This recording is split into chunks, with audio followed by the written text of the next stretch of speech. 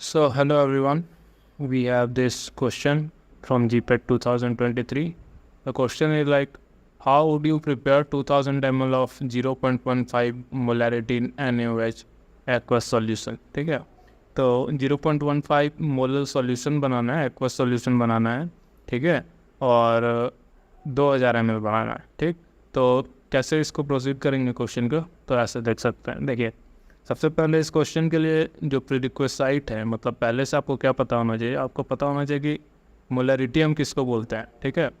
तो मोलैरिटी किसको बोलते हैं, मोलैरिटी, ठीक है। देखिए, तो मोलैरिटी इक्वल टू क्या हो सकता है, number of moles of solute, ठीक है, dissolving volume of solvent in litre, ठीक।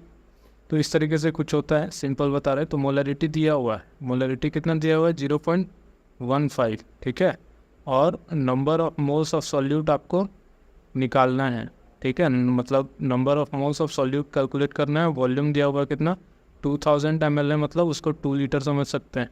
तो x का वैल्यू कितना आ गया, x का वैल्यू आ गया 0.15 इंटू 2, कितना हो जाएगा, 15 दूना 30, ठीक है। 2 अंक के बाद क्या हो जाएगा, डेसिमल। तो ये क्या आ गया, ये मेरा आ गया मोल्स, ठीक है, ये क्या आ गया, इतना मोल्स।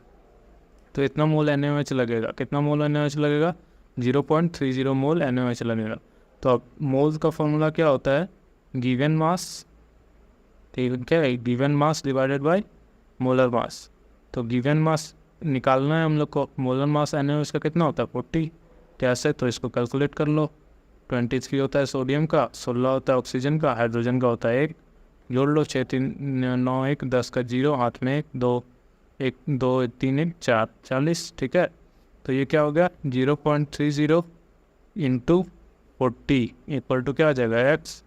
अब यहाँ से क्या करेंगे, पॉइंट को हटा देंगे तो क्या आ जाएगा, 100, 0 का 0 कैंसिल, ये 0 का ये 0 कैंसिल, कितना आ गया 12, मतलब 12 ग्राम NaOH को डिजोल्व करना हो कितना में, 200 ml लिक्विड में, ठीक है। 12 gram NaOH in distil water and dilute to 2000 ml, ठीक है। तो ऑप्शन क्या हो जाएगा, फर्स्ट ऑप्शन आपका आंसर हो जाएगा, ठीक है। तो इस तरह से ये आसान क्वेश्चन को हम लोग सॉल्व कर सकते थे।